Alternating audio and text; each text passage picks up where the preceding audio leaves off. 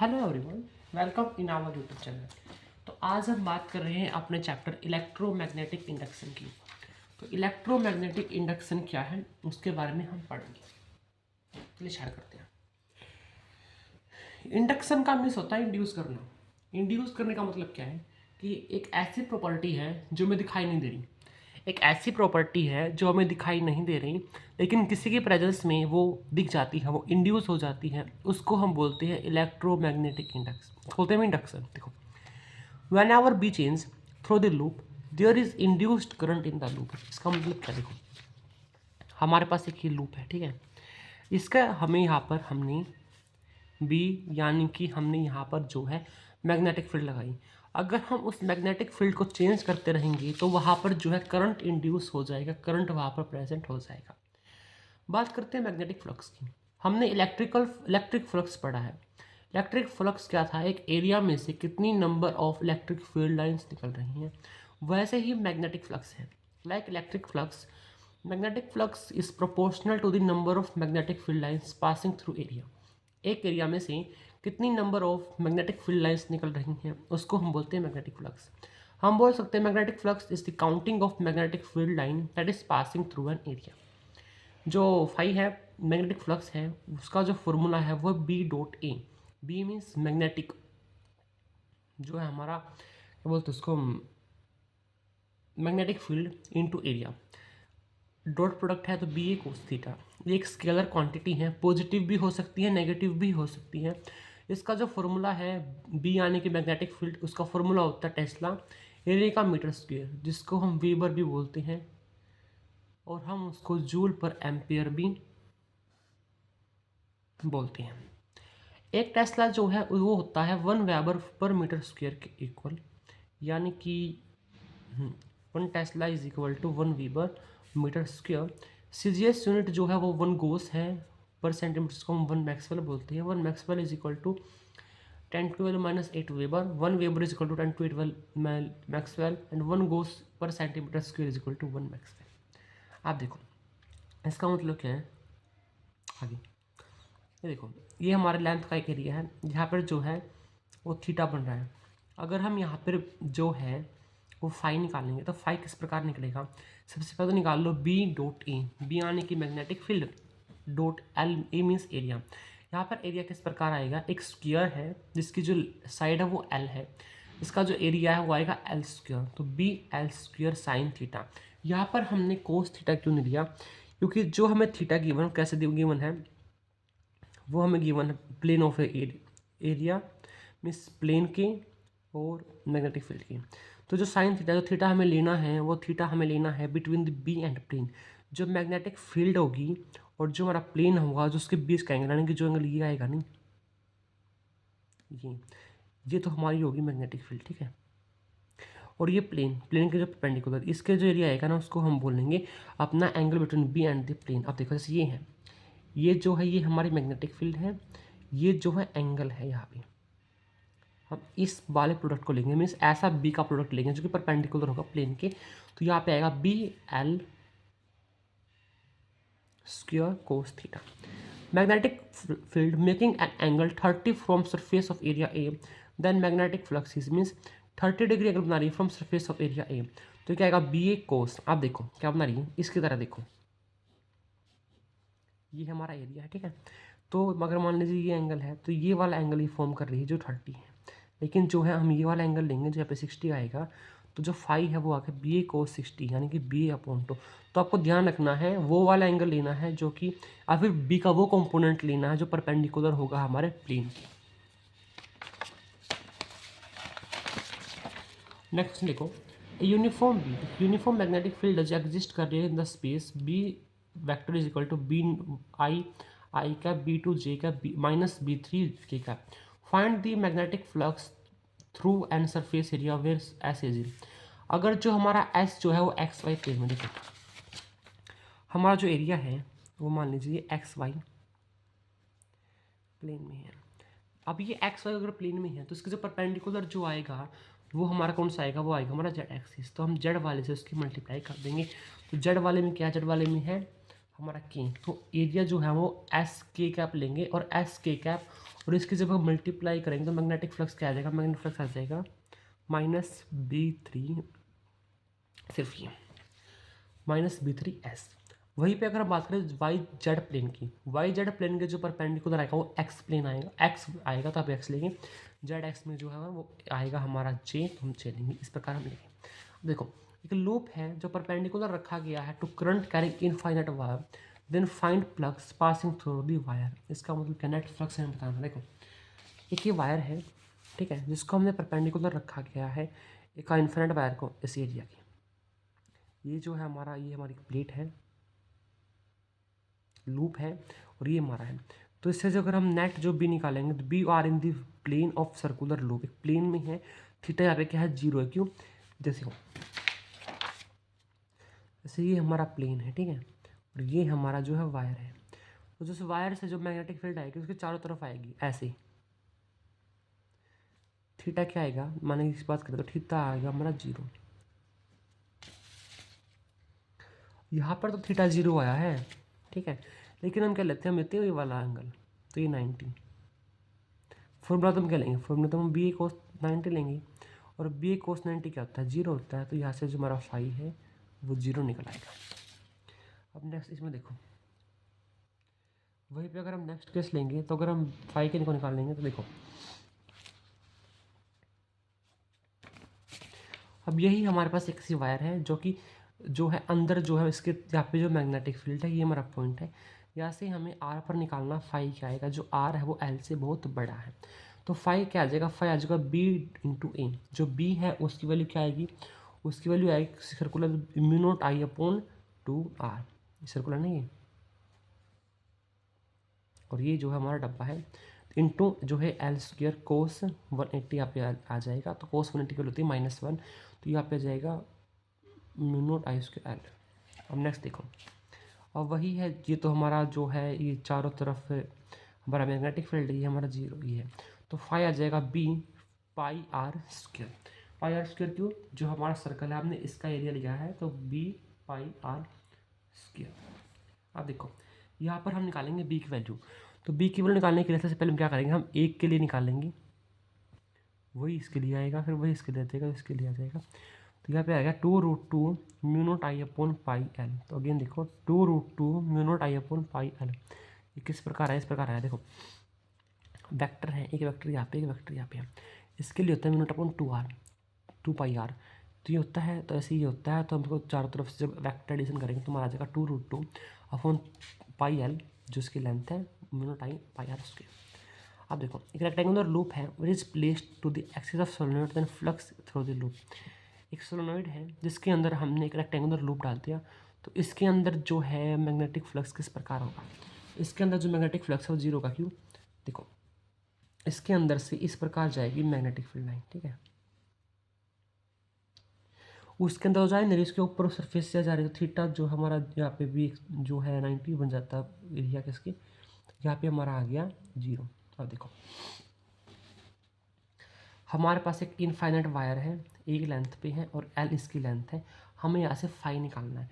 ये क्वेश्चन अपनी एनसीईआरटी का भी है, और एक यही क्वेश्चन जो है यहाँ पर भी गिवन है, तो मैं आपको इसकी डेरिवेशन करवाऊँ, नहीं करवाऊँ, आपसे पर याद रख लो, अगर रिलेशन आ जाए तो म्यू नोट आई अपॉन 2π तो हमारा आता है मैग्नेटिक फील्ड में, into L log A plus L upon A, तो क्या आएगा, फाई हमारा आएगा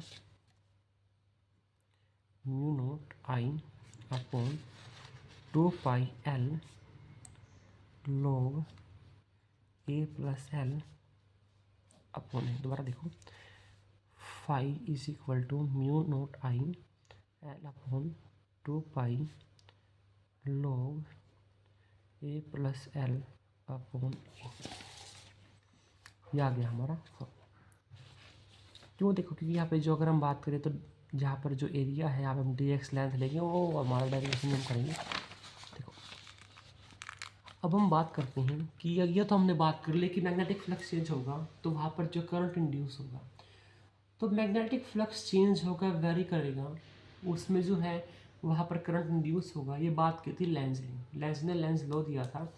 तो लेंज लॉ क्या कहता है, लेंस लॉ बताता है कि इंट्रोड्यूस डायरेक्शन ऑफ करंट, कि किस डायरेक्शन में करंट इंड्यूस होगा। हमने तो बात मान ली फाई चेंज होगा, मीन्स मैग्नेटिक फ्लक्स जो चेंज होगा वेरी करेगा, जिसकी वजह से जो है हमारा करंट इंड्यूस होगा। अब जो करंट इंड्यूस होगा वो किस डायरेक्शन में होगा उसकी बात हम करते हैं। तो लेंस लॉ हमें क्या बताता है, it introduce direction of current, ये हमें करंट के डायरेक्शन को इंट्रोड्यूस करता है। तो क्या कहता है Lenz law, there is an induced current in loop when flux change, जब भी फ्लक्स चेंज होगा तो लूप के अंदर जो है करंट इंड्यूस होगा। And direction of current is such that it will oppose the cause due to which it is induce. मतलब जो बच्चे हैं वो जननी को ही ख़त्म कर रहे हैं। मतलब मान लीजिए मैं गोल गोल घूम रहा हूँ, ठीक है, पीछे छोड़ो, हाँ, मान लीजिए मैं आपको सीधे आज थप्पड़ मार रहा हूँ, ठीक है, तो जो सामने वाला है वो उल्टी आज थप्पड़ मारे कि इसका जो वो है नलीफाई हो जाए इसका इफेक्ट, ये वाला बात। तो लूप जो है, लूप ऐसा है, लूप को फ्लक्स से प्यार है, लूप फ्लक्स से प्यार करता है, फ्लक्स को इनर्शिया में रखना चाहते हैं, चाहता कि चीज़ों मतलब क्या, देखो यहाँ से जो है आई करंट जा रहा है जो कि कांस्टेंट करंट जा रहा है। अगर कांस्टेंट करंट जा रहा है तो आई करंट की वजह से अगर हम लगाए वो टाइटन रूल, ऐसे अगर करंट जाएगा तो जो कर्ल करेंगे फिंगर तो वो डायरेक्शन होगी हमारी मैग्नेटिक फील्ड की। जैसे जा रहा है ऐसे दाब रहे हैं तो जो अंदर की तरफ जो हमारी मैग्नेटिक फ्लक्स है फील्ड है, लेकिन जो आई है वो कांस्टेंट है। अगर आई कांस्टेंट है तो जो हमारी जो मैग्नेटिक फील्ड है वो मैग्नेटिक फील्ड भी हमारी कांस्टेंट है। अगर हमारी मैग्नेटिक फील्ड कांस्टेंट है तो हमारा जो फ्लक्स का चेंज है वो जीरो है, मीन्स फ्लक्स के अंदर कोई भी चेंज नहीं आ रहा। अगर फ्लक्स के अंदर कोई भी चेंज नहीं आ रहा तो जो हमारा करंट है वो इस लूप में जो है इंट्रोड्यूस नहीं होगा, इंड्यूस नहीं होगा। अब इसमें देखो जो करंट है वो बढ़ रहा है, करंट क्या है, बढ़ रहा है, ठीक है। तो वही अगर हम डायरेक्शन निकालेंगे, डायरेक्शन आएगा अंदर की तरफ, अंदर की तरफ डायरेक्शन आई।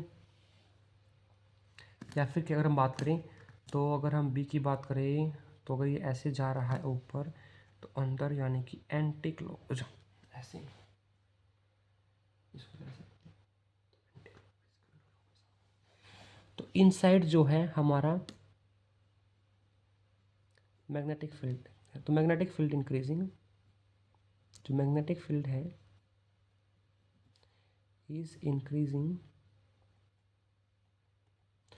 मैग्नेटिक फील्ड जो बढ़ रही है इनसाइड, ठीक है।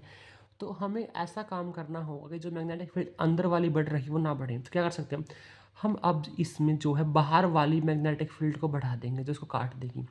तो बाहर वाली मैग्नेटिक फील्ड को बढ़ाने के लिए बाहर वाली, तो हमें जो है एंटी क्लॉकवाइज जो करंट है उसको इंड्यूस करना पड़ेगा। यानी कि हमें जो करंट है वो एंटी क्लॉकवाइज जब हम इंड्यूस कर देंगे तो जो हमारा अंदर वाली मैग्नेटिक फील्ड है उसको काट देगी। क्यों, अगर करंट जो है एंटी क्लॉकवाइज बढ़ेगा तो जो मैग्नेटिक फील्ड है वो बाहर की तरफ आ जाएगी और इसको काट देगी। जैसे इसमें देखो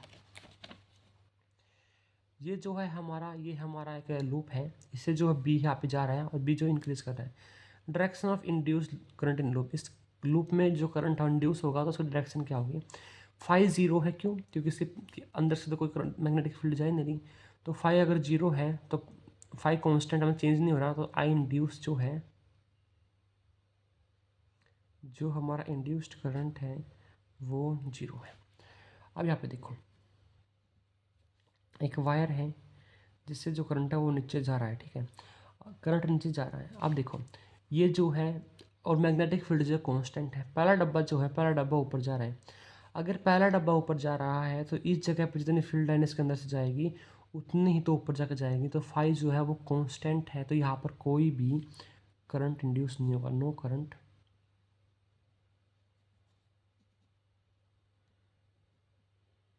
इंड्यूस। तो यहाँ पर कोई भी करंट इंड्यूस्ड नहीं हुआ। वही यहाँ पे देखो यहाँ पे जो मैग्नेटिक फील्ड जो वो डब्बा है वो इस साइड जा रहा है। अगर डब्बा इस साइड जा रहा है, अगर यहाँ पे इतनी सारी मैग्नेट, अगर इसके अंदर एक दो तीन चार पांच मैग्नेट फील्ड क्रॉस हो रही है तो यहाँ पर जाने के बाद कम होगी, कम होगी तो क्या है जो बी है वो हमारा घट रहा है। अब देखो बी घट रहा है तो किस डायरेक्शन में हम अपना करंट को इंड्यूस करेंगे। देखो नीचे, यानी कि जो मैग्नेटिक फील्ड है वो हमारी बाहर वाली है, मैग्नेटिक फील्ड क्या है, बाहर वाली है और वो घट रही हैं, तो हमें बाहर वाली ही मैग्नेटिक फील्ड को इंड्यूस करना होगा जो कि एंटी क्लॉकवाइज करंट से हो जाएगी।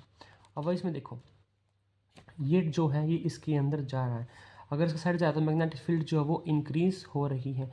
तो हमें ऐसा करंट इंड्यूस करना होगा जो कि अंदर वाले जो है मैग्नेटिक फील्ड को बनाए, तो वो बनाएगा क्लॉकवाइज करंट। तो जो करंट है वो क्लॉकवाइज ही डायरेक्शन में जाएगा। अब नेक्स्ट देखो, हमें बताना है किस किस स्टेट पे जो है हमारा करंट इंड्यूस होगा। तो जिस स्टेट में मैग्नेटिक फ्लक्स चेंज हो रहा है उसी स्टेट में जो हमारा करंट इंड्यूस होगा। तो पहला देखो, ये इसके अंदर घुस रहा है, तो जो मैग्नेटिक फील्ड है लाइन्स क्रॉसिंग दिस एरिया वो बढ़ रही है। तो जो आई ए पे तो है 0 आएगा, आई बी पे जो है करंट इंड्यूस होगा क्लॉकवाइज, आई सी पे 0, आई डी पे 0, आई ई पे इंड्यूस होगा जो कि आएगा एंटी क्लॉकवाइज।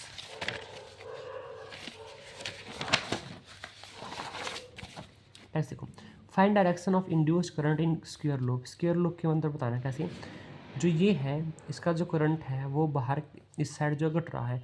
अगर करंट हमारा इस साइड घट रहा है तो जो मैग्नेटिक फील्ड है वो अंदर की तरफ है। अगर मैग्नेटिक फील्ड जो है वो अंदर की तरफ है तो अंदर वाली घट रही है, तो हमें ऐसा करंट इंड्यूस करना होगा जो अंदर वाले को बढ़ा दे, और वो कर सकता है हमारा क्लॉकवाइज करंट। तो हमारा जो करंट है वो क्लॉकवाइज डायरेक्शन में हमारा इंड्यूस होगा। अब देखो, direction of induced current when angle between area and be changing. देखो सिंपल ऐसे रखा है, अब हम इसको चेंज कर रहे हैं, इसके अंदर जो एंगल है वो हम 90 करेंगे। अगर इसका एंगल हम घुमा के 90 करेंगे तो जो बी डॉट है अंदर वाले जो मैग्नेटिक फील्ड है, बाहर वाले जो मैग्नेटिक फील्ड है वो घट रही है। अगर बाहर वाली मैग्नेटिक फील्ड घट रही है तो हम ऐसे करना होगा कि बाहर वाली मैग्नेटिक फील्ड बढ़े जो कि एंटी क्लॉकवाइज करंट से चली जाएगी। वो 90 पे चला गया, अब 90 से हम 180 पे लेके आएंगे। अगर हम 90 से 180 पे लेके आ रहे हैं तो जो मैग्नेटिक फील्ड है बाहर वाली वो बढ़ रही है। तो मैं ऐसा कर रहा हूँ कि बाहर वाली घटे तो हम अंदर वाली को बढ़ा देंगे तो क्लॉकवाइज करंट आ जाएगा। देखो, magnetic flux is increasing time. जो मैग्नेटिक फ्लक्स है वो चेंज हो रहा है टाइम के साथ, मीन्स नेगेटिव वाला जो है अंदर वाला जो मैग्नेटिक फील्ड है वो चेंज हो रहा है, बढ़ रहा है।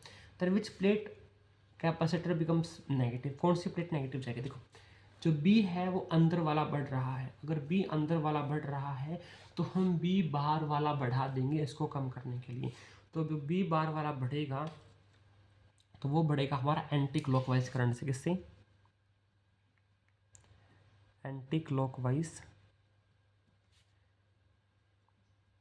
करंट से। मीन्स जो करंट है वो ए से जो करंट है वो करंट बी पे गया, ठीक है। यानी कि जो करंट के अपोजिट होती है इलेक्ट्रॉन के डायरेक्शन, मतलब इलेक्ट्रॉन जो है वो बी से आए और यहाँ पे गए। अगर इलेक्ट्रॉन बी से आए तो बी पे पॉजिटिव चार्ज आ गया और ए पे नेगेटिव, तो ए जो है नेगेटिव, बी जो है वो पॉजिटिव हो जाएगा। नेक्स्ट देखो, मैग्नेटिक फील्ड इंक्रीजिंग। जो मैग्नेटिक फील्ड है वो बढ़ रही है। कौन सी? बाहर वाली मैग्नेटिक फील्ड बढ़ रही है, डॉट वाली। तो हमें डायरेक्शन बतानी है। अगर डॉट वाली मैग्नेटिक फील्ड जो है बढ़ रही है तो हमें क्रॉस वाली बढ़ानी होगी। क्रॉस वाली को बढ़ाने के लिए हम जो है वो क्लॉकवाइज करंट लाएंगे। क्या? क्लॉकवाइज करंट इंड्यूस करवाएंगे। अगर क्लॉकवाइज करंट होगा तो इसे डी से जाएगा, ऐसे जाएगा, तो डी से बी, ठीक है, तो डी से बी, फिर बी से ए से सी और सी से डी। तो क्या? डी से बी, बी से ए से सी और सी से डी। अब इसमें देखो, find time for which current will induce.